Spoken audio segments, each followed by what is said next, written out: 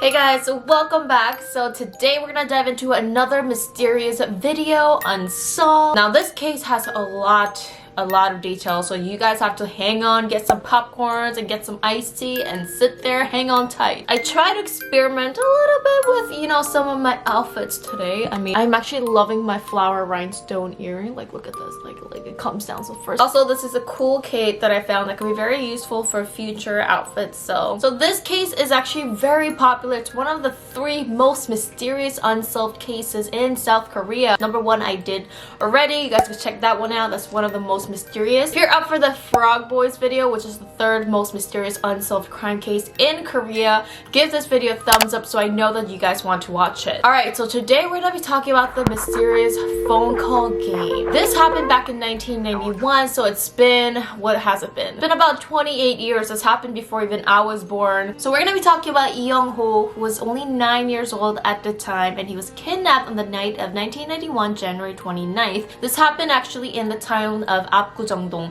If you guys don't know about Korea, Apgujeong and Gangnam, like that area is very prestigious. Everything's very expensive there. So usually families with money were the only ones that was able to afford to live in this town. This happened in the playground of his apartment. You guys are probably wondering, why is a kid out in the playground at night when it's dark? Now, because Seoul is a city, usually there's playgrounds in front of every single apartment. If you guys look at the picture of where this happened, and this usually goes for pretty much all the apartments in Korea, or at least most. Usually there is a parking lot for the cars, there's a playground, and there's the apartments. So this happened in a very close proximity of where he lived. I even remember when I grew up, we had apartments and we had the playground, and I would always play in the playground, and my parents wouldn't even watch me because there were other kids, and not to mention that the apartment is right there next to us. So I think parents and kids really never thought that this would be a dangerous place to play around with. Unfortunately, Hyungwon never came back home even after late at night, so the father reported to the police. This is when the first phone call started. So the phone call happened around 11 p.m. that same day. The phone call was from a man where he stated, "I will call you in 2 days. Prepare 7천만 원, which is estimated to be about $60,000, and a card that has a car phone attached." 영화 죽기를 바라려. 오늘이 마지막인 줄 아십시오. $60,000 back then was probably a lot more compared to today's converted money. A car phone. Now, I didn't even know what this was. I had to search it up, and apparently back in the 90s, they actually had phones that was attached to the cars, which was super interesting because these days, obviously, I've never seen that before, a phone attached to a car. Car phones was actually like an addition to people who were actually rich and prestigious, so people with money were the only ones that was able to afford, which means the suspect probably knew that the boy's family had money. The family actually alerted the police, and the police was also in on this. The next call was from the same man who also was trying to play a trick on the family by saying, "Hi, this is a detective. Please put the other detective on the phone." At first, the mother of the child, which she is actually the stepmother, not the actual real mother. So the detective, thank God, did not fall for this. So the detective alerted the mother to just say, "There's no one here." 2 days later, there was a phone call to Hyungwon's father saying, 정확하게 34분 조금 지났으니까 40분에 뒤트렁크를 좀 열어주십시오. 뒤트렁크요? 뒤트렁크를 열었다가 끝까지. It's exactly the 34th minute of an hour. When it gets to the exact 40, open the trunk. Open it all the way up, then close it. Come to the Gimpo Airport domestic airline section. You could definitely hear the fear and the panic and the desperation of the family in the father's voice. It's so heartbreaking to hear this. Now, I believe, and a lot of people believe, that the reason why the suspect was telling him to open the trunk up and close down was because there was probably a suspect nearby surveilling this whole thing, so we could definitely know which car it is. So this comes to tell you that there was a suspect always watching. The next instructions after the father got to the Gimpo airport was to blink the car light twice, leave the money, leave the car lights and the keys on, then leave. Of course, the police and the family actually mixed in fake money along with the real money as well. 3 hours, no one came to claim the money, which was super odd. Obviously, the police was surveilling this whole place and they wanted to catch a suspect when they can. There was actually another phone call that rang 3 hours later. 그렇게 약속을 안 지킵니까? 누가 알았습니까? 뒷좌석에 누가 타고 있었어요. 뭐라고요? 뒷좌석. He said, "Why didn't you keep the promise? There was someone in the back of the car. I went around the area several times." The father obviously said, "What are you talking about? There was no police. What are you talking about?" Now this, the detectives believe that again, the suspect was testing the family just to see if they really called the police. The suspect never turned up to the Gimpo airport and he instructed the father to go to a theater in Chungmuro. When the father got to the theater, the man said, "You're in the parking lot of the theater, right? Park your cart near there. On the other side, there's a cake house." The father says, "How about Hyungho? Please let us hear his voice." The man just cuts him off and says, "Anyway, leave the car lights on. Leave all the car doors open and stay in the cake house." The father just desperately complied. 목소리라도 듣기는 해주시 않고. 아무튼 말입니다. 실내등을 켜둔 상태에서.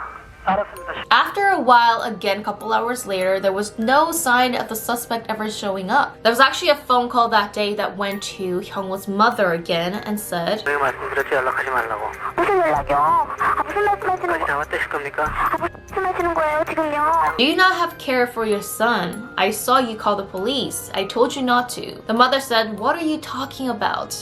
The man said, "I saw 2 cops." Again, this seemed like another test to the family just to see if there was the police again. Now, obviously, you can see the suspect was so fearful of getting caught and he just never showed up. A lot of people believe that the reason why the suspect made the family go to different locations on purpose was to see and surveillance if there was actually police following them. If you move to different locations, it's actually harder for the police to track the suspect down, and also the suspect could actually surveillance and see if there are similar cars following them. The suspect then changed the location to Gwanghwamun area again, but did not show up there. It's been now 7 days, a week since Hyungwoo went missing, and the phone calls just kept going on. Unfortunately, the family and the police had no choice to desperately just go on with the suspect's game in order to have that 1% chance of Hyungwoo still being alive. The next time, the suspect instructed the family to go to a bus stop. There's a garbage can next to the bus stop. If you look, I left a memo. The memo had another location written on it, instructing the family again. So the suspect actually changed his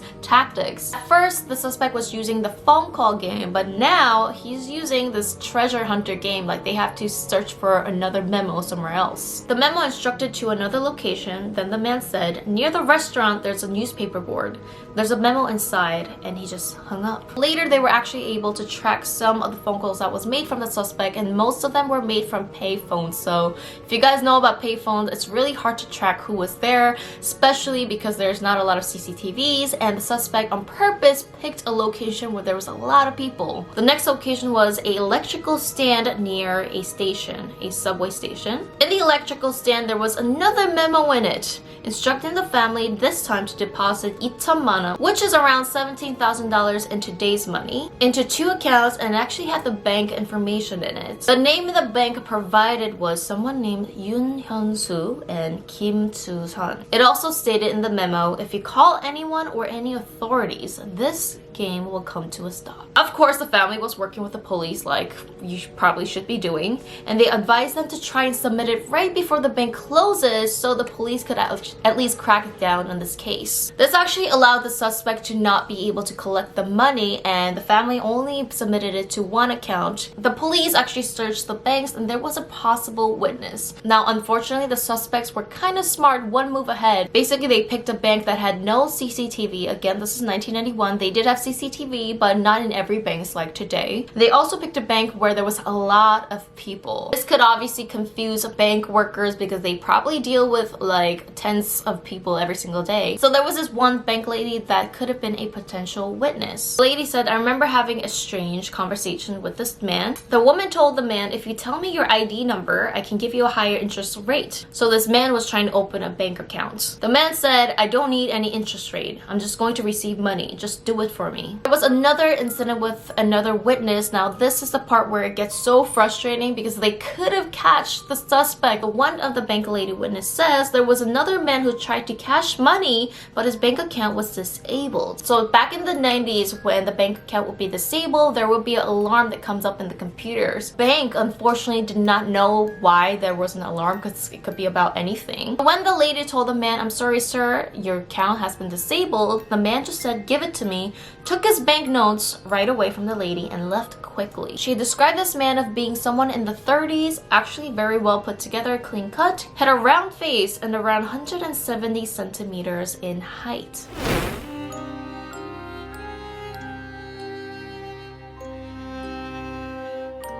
I know, you guys, it's like, oh, you could have had the suspect and you just let him go. 8 days later from this bank incident, another phone call came instructing the family to go to the Yeouido area. Below the bridge, park your car. I left a memo near there. The memo instructed the father to go to another electrical stand nearby, and it was written, leave the money at this certain location. Of course, again, the police and the family also left fake money with this. The police was nearby ready to catch the suspect. They were like, okay, we're gonna catch the suspect now. But guess what? The police could not catch the suspect.